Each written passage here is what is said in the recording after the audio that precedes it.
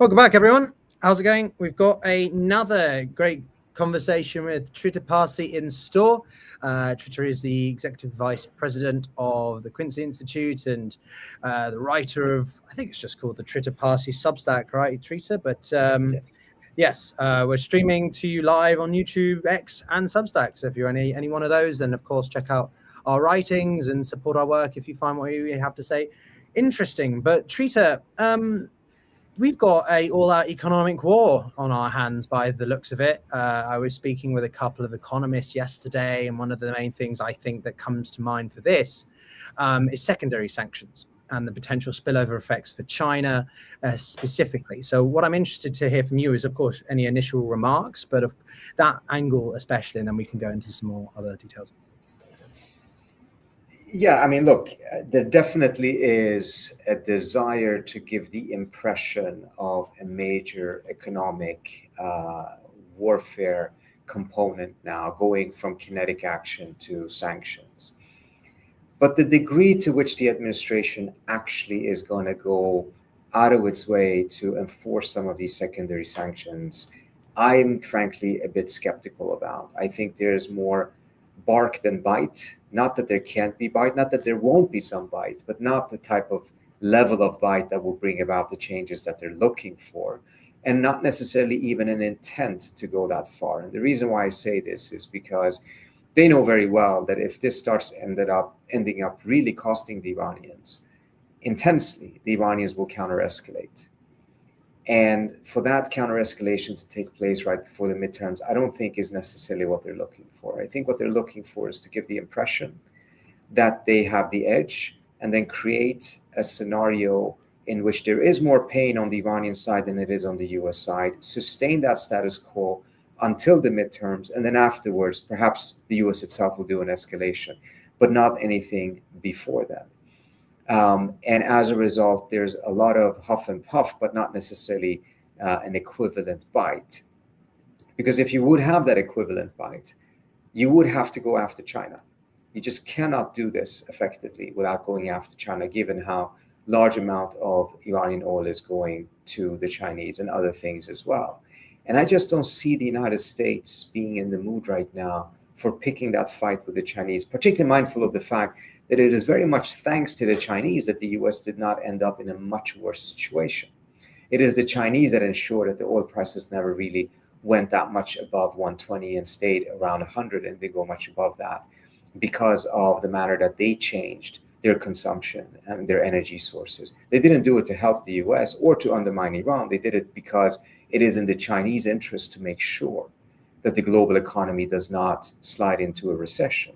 So they did it for their own purposes, but it ultimately really benefited the US. If the US now picks a major fight with them on this issue, I think the US will be gambling in a very dangerous way. I'm not really seeing clear signs that that is the case. No, also I have sent you the link for Substack if you want to join. But one of the things I think we've been saying from the very beginning is simply that when and how would Trump, the US, more broadly, sort of recognize the shortcomings, the defeat, if you like, that this has have occurred because of this war. And it's always been sort of speculative about what that would look like. Could we just say that by the United States resorted to maximum economic pressure, this is sort of an admission of defeat because it's what they were doing beforehand and they then switched to kinetic action and didn't work, so they've gone back to what they were doing before? I don't think there's any doubt that the military action has been a defeat. And I think you're quite right to point out that all of this hoopla about going back to economic warfare is a manifestation, and it's a tacit admission of that. Usually, the pattern we've seen in the past is that the United States goes to war because it claims that sanctions didn't work. This time around, we're hearing that the military action didn't work, or at least implicitly admission of that, and as a result, going to economic warfare. What is really interesting here is that the debate in the White House really was between two camps, one arguing for economic warfare headed by Bessent, one arguing for further military escalation headed by Hegseth. But the democracy option was really not part of the discussion. because Trump had chosen to simply say he doesn't want to engage in diplomacy, at least not for now. And I say not for now because nothing seems to last particularly long in this administration.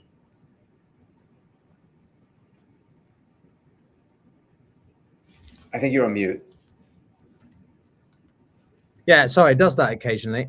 So when the United States, a dollar is about 2 million reals, though, how sustainable is this from the Iranian point of view? Or this doesn't matter because it's the IRGC and they're not going to care about the broader economic implications? They're sort of Look, undoubtedly, this will add some additional pain to the Iranian side. We've seen that with every other economic measure that the US has imposed on Iran. All of them have been biting to a certain extent. The question has always been, does that pain translate into a change of Iranian policy in the desired direction? And we have never seen any clear evidence of that at all. The only times we've seen the Iranians change a core national security policy in the direction that the US desired was when the US actually offered incentives, such as in the JCPOA, in which offered sanctions relief rather than threatening more sanctions.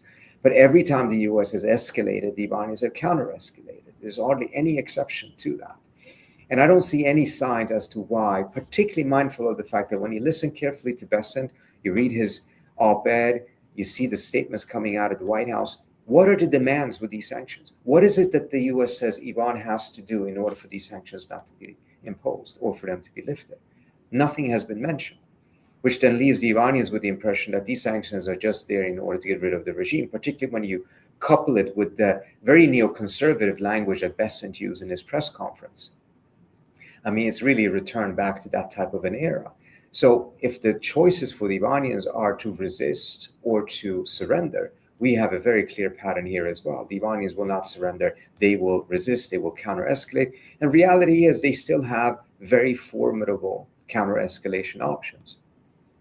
Yeah, when we speak to regional experts like yourself or military, there has been, regardless of who it is really, or economic, an emphasis on objectives here and the deliberate ambiguity or inability for the Trump administration to pick something and stick with it.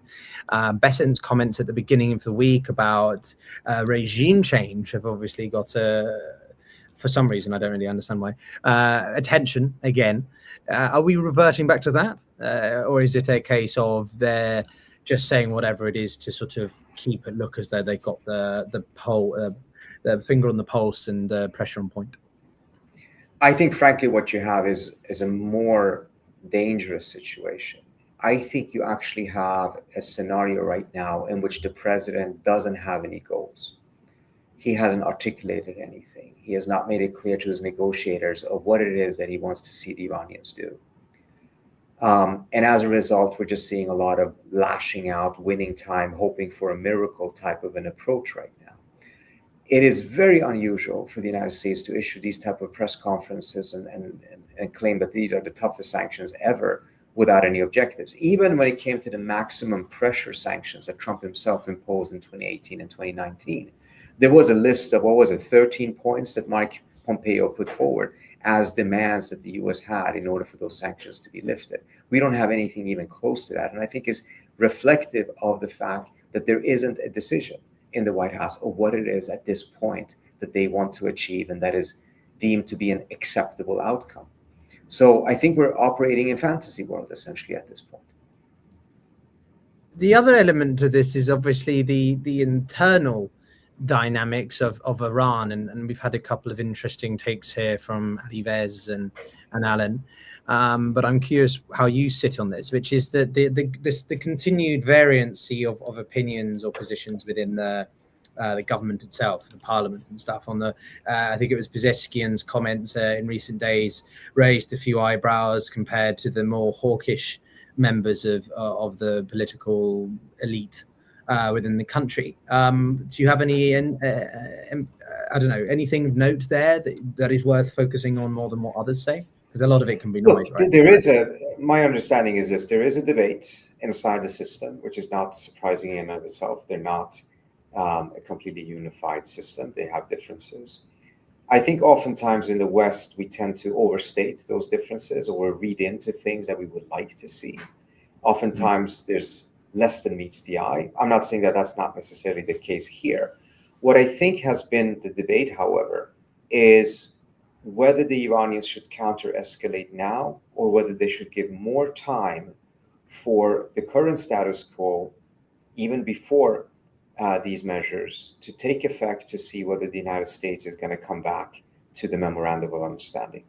And the question has been, is it better to just wait and keep a status quo, or is it better to respond?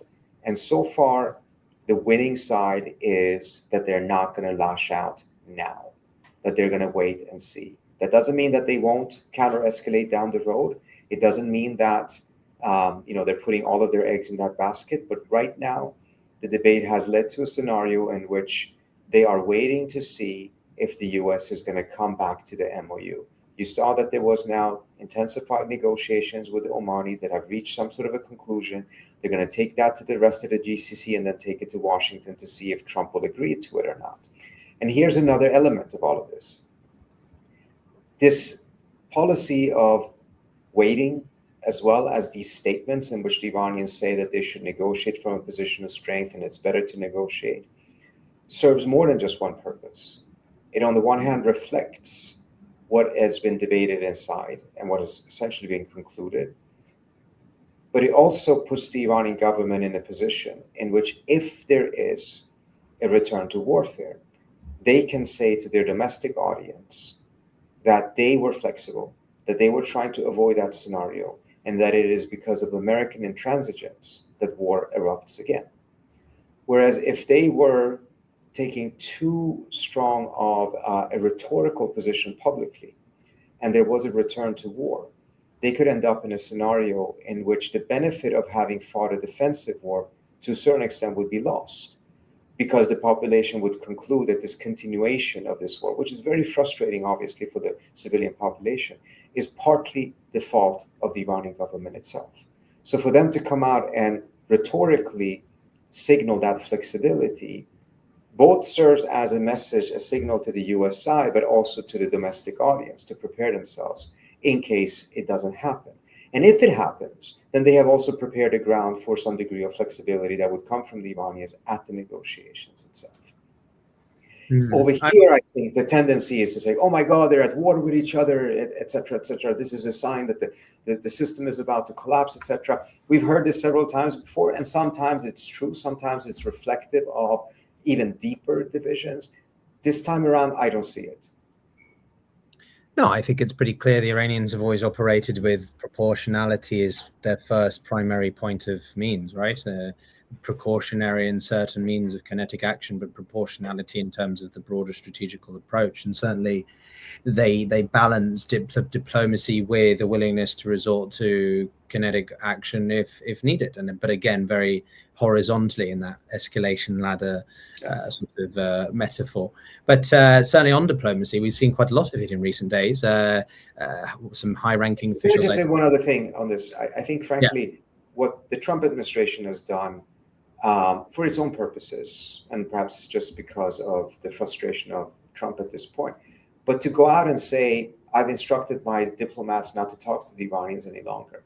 I don't think the US administration fully grasps how much that helps the Iranian government when it comes to the blame game that may follow on their home turf in terms of being able to depict the United States as the intransigent party. I don't think that necessarily was taken into account when these statements were coming out or when these decisions were made. You could even have made that decision without announcing it in the manner that they did.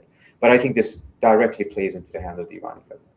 But can you say that's slightly counterintuitive, Trita, given the way that the regime has treated its people for so long? Surely the Iranian people are not going to forget what happened in January. No, certainly not. But when you take a look at what has happened since January, it was that the United States attacked Iran. And even though none of those issues have gone away, they have been set aside temporarily because of a much more imminent threat facing the entire population, which is of that war. And my point is, if that war goes on for too long and the population starts getting very tired, which they already are, and they start getting frustrated that this is not coming to a conclusion, and if in that context they're seeing an image of the Iranian government, a rhetoric from the Iranian government that leaves the impression that they're over negotiating or that they're being intransigent, etc., then the defensive war benefit that they have been able to benefit from so far will start to wither away, at least to a certain extent. And in that context, Trump is actually helping the Iranian government by making these statements such as, I've told my negotiators to cut all contacts with Iranians. It makes him look as if he is the problem. Yeah, I mean, I think one of the first things I recognized was the destruction that Trump's actions would have over his statements that led to so much of the killings and events of January, right? We are going to liberate the Iranian people. And then he proceeds to blanket bomb, carpet bomb the whole country. But to condense this a little bit more, can it be said that it both can be true simultaneously, or you think that one dominates the other in the sense of the overarching grievances that the Iranian people have with the regime government over economic reforms, corruption, etc., have been ceded or superseded by the events since February 28th, and Trump is more of an enemy, or what? Like, how do we understand how the Iranian people actually feel? No, I think one has to understand that there's a lot of complexities here. One can be tremendously angry at Trump, blame Trump for starting the war, blame Trump for how he's conducted the war, and at the same time draw the conclusion, if one is left with the impression that the reason why a deal is not reached is because of the manner that the Iranian government is conducting itself. And as a result, draw the conclusion that, yes, he started the war, he did the war the wrong way, he is completely to blame for that.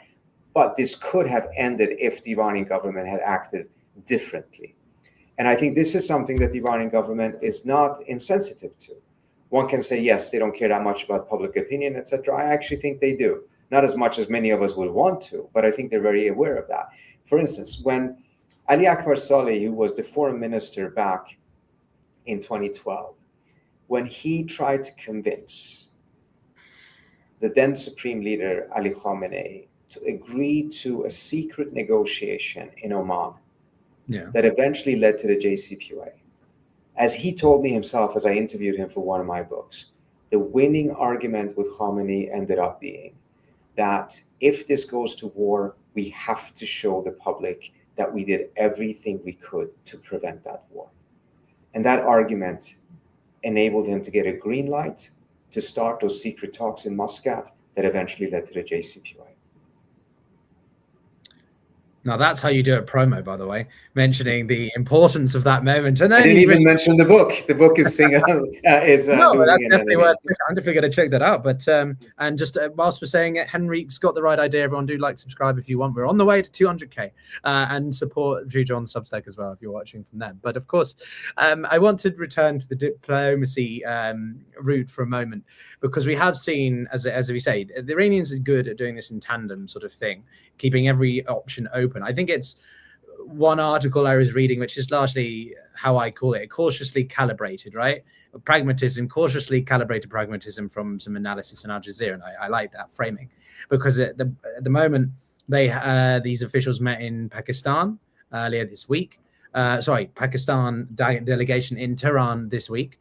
And then there was the Omani delegation as well, despite the continued threats, coercive statements towards Oman over the Strait of Hormuz. So how does Iran get away with this sort of stuff? Or it just can because of the position it finds itself in? What do you mean, that Iran gets away with?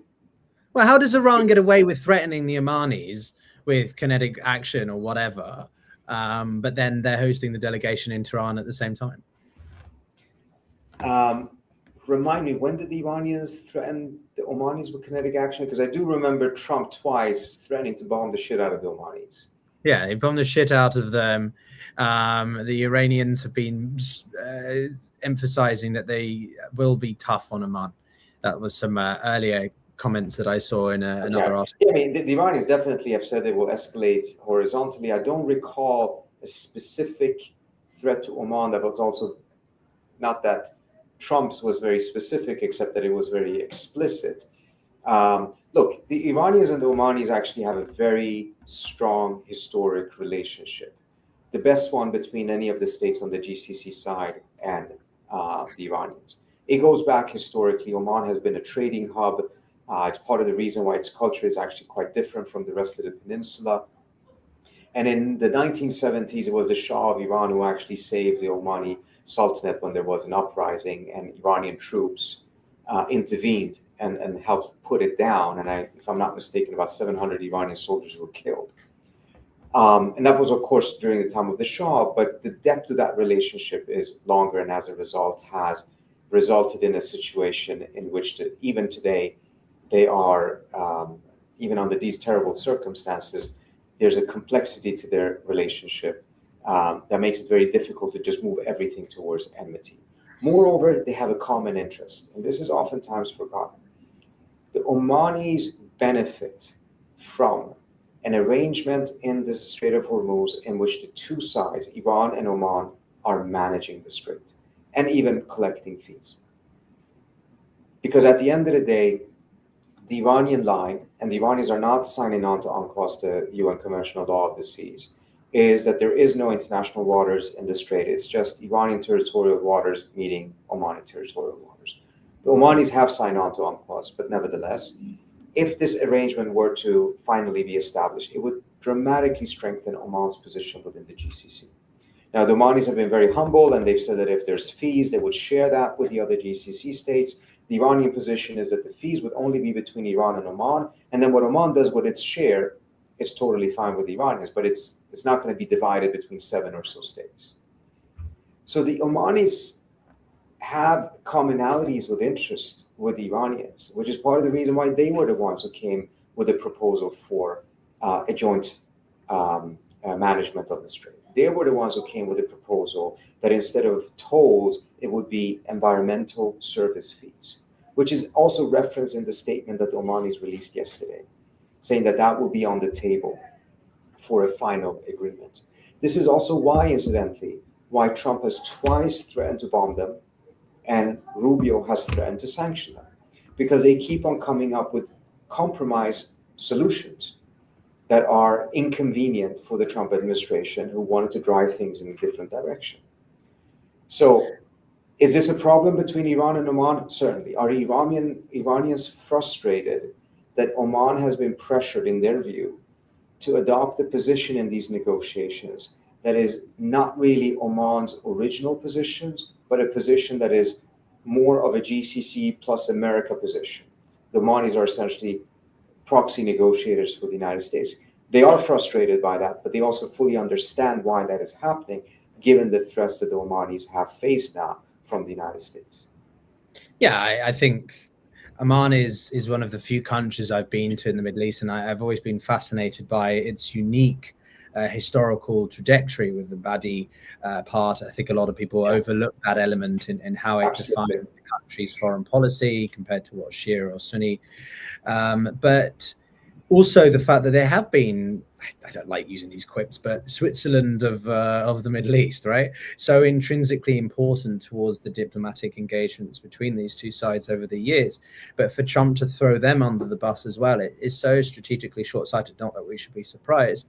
But what I'm kind of just puzzled about, and maybe some people are too, and so I'm interested if you can help us understand this, is, the two sides is in Oman and Iran have been negotiating, or I don't know, discussing the idea of a pathway through the Strait of Hormuz for months. Are they discussing the same points? Are they rehashing over different ideas? Like, how long does it take to negotiate or come up with a conceptual framework?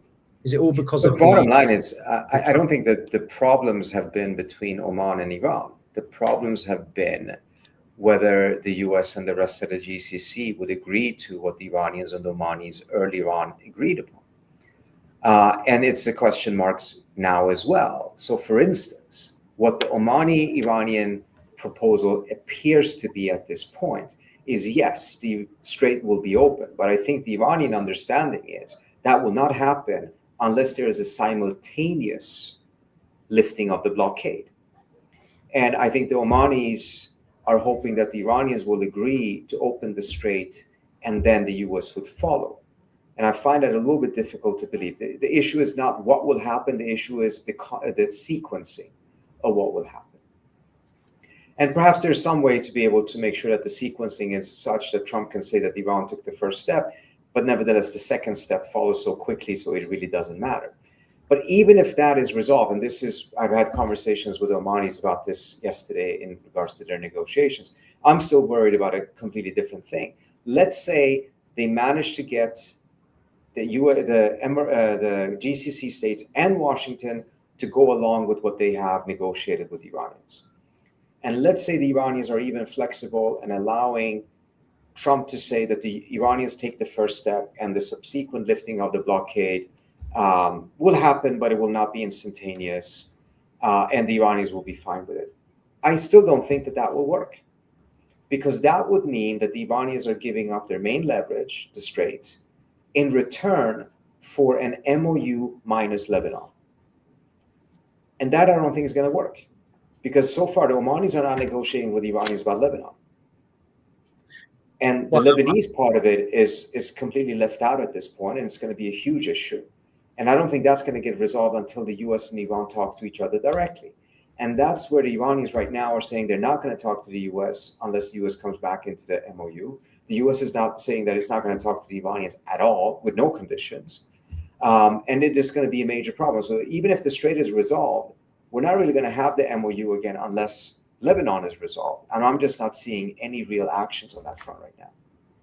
Yeah, it seems to me that the two are in inherently different stages, especially over Lebanon. But then, of course, that brings in Israel. But then that gets more complicated because Israeli-Turkish tensions are reaching new heights. It's also difficult to compartmentalize rather. But I wanted to bring up a sort of this is the best image I can find. Sorry about the advert, but essentially what I'm seeing here is that this is the route that's being pushed right now. So I was wondering if you've seen this, what you make of it, in the sense of that the vessels that will enter are to go straight north of Larak Island and exit just south of it, and then the outbound traffic is going to go just south of Larak Island, but keep well north of this IRGC restricted area, which is interesting because it's on what you would see is the EEZ, or at least the side of Oman's sovereign coastline, not Iran's. So is that just a capitulation from the Omanis there, or what do you make of this? Or is this already out of date to you?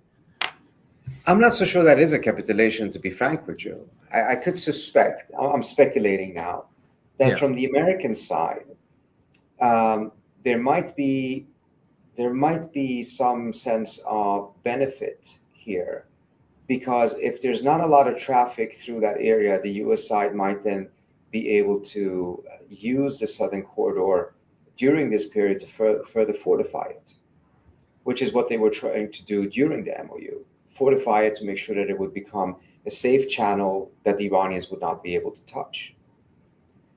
Also, I think it's important to understand this would be just a temporary solution until there is a final negotiation.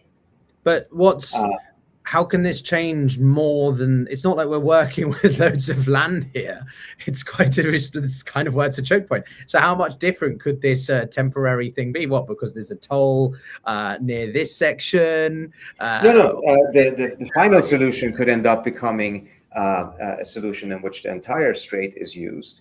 But there would be, what the statement said yesterday is that there would be mutual notification, or it said something about messaging and co-management. So the entire strait would end up becoming one area in the final agreement, in which both the Iranians and the Omanis are co-managing it.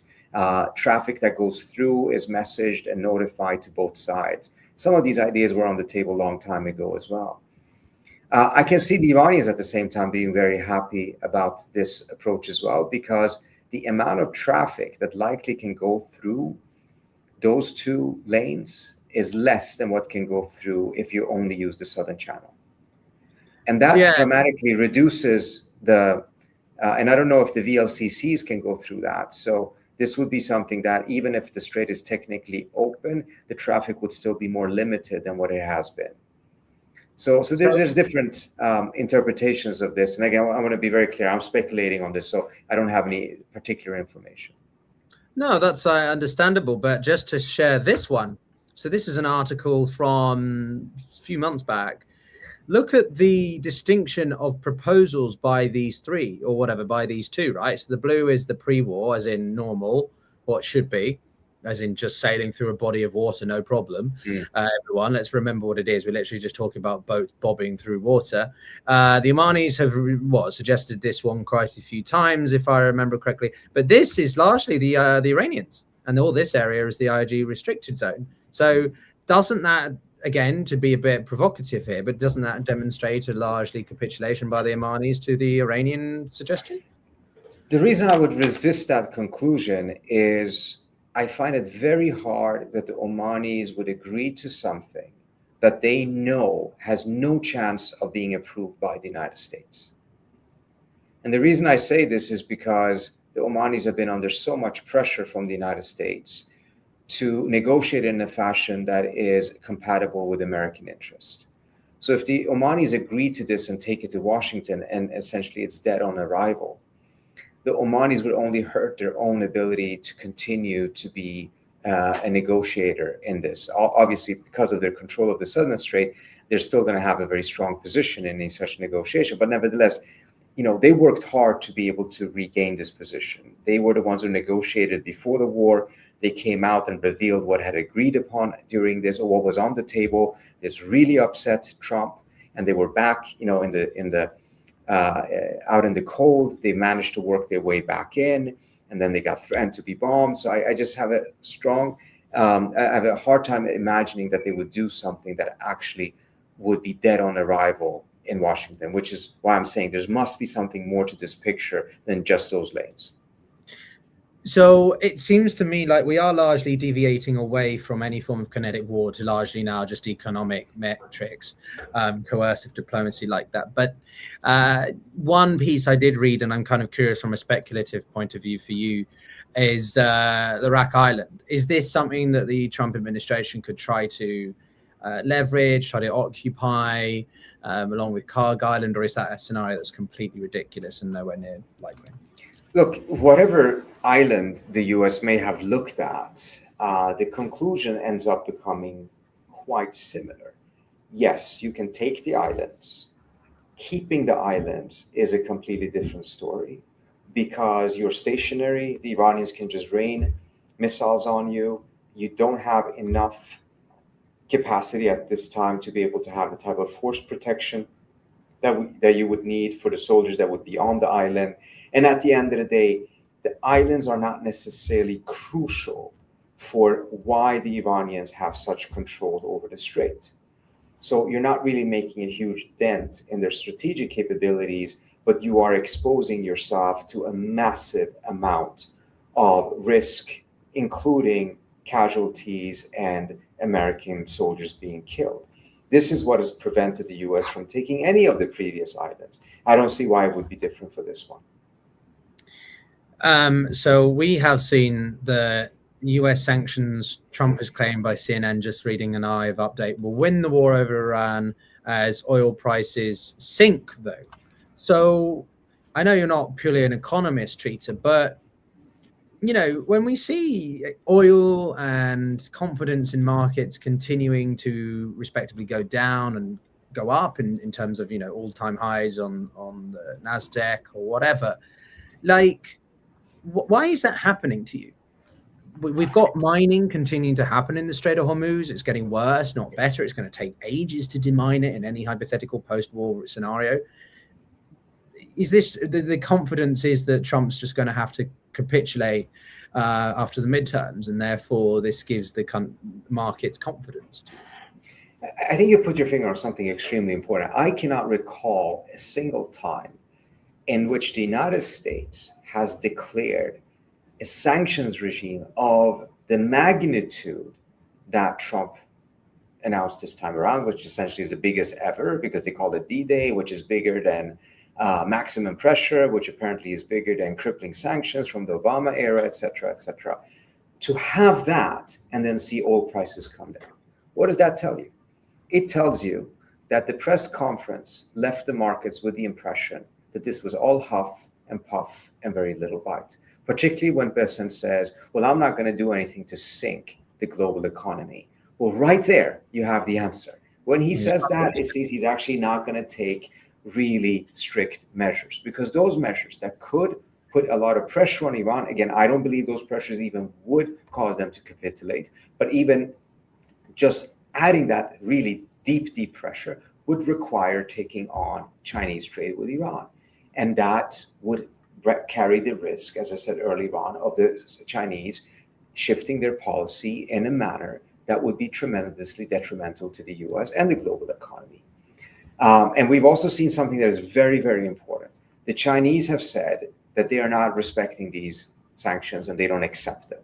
So did the Europeans when Trump reimposed sanctions on Iran during the JCPOA. And the Europeans also passed, I don't know if it was laws or what it was, but mechanisms that would allow European governments to punish European companies that abided by these sanctions that the Europeans said were illegitimate. But none of those sanctions or punishments were ever implemented. And European companies all abided by the very same sanctions that the European government said were illegal. The Chinese have now 3 days ago or 2 days ago, for the first time, actually fined a company for having abided by American secondary sanctions. So the signs are that the Chinese are actually going to bite back hard if Trump really tries this. But based on what Bessent said, the markets at least have concluded that he's not going to try it. And this is why I said earlier on, I don't think the design here actually is to go in that direction.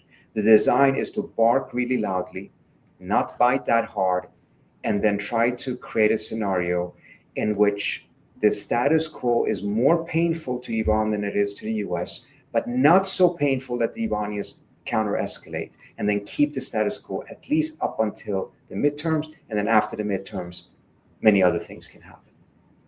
Yeah, I would simply say on the sanctions piece, just to put a pin in that last point, is that, you know, secondary sanctions, as we started this conversation, are a whole different kettle of fish.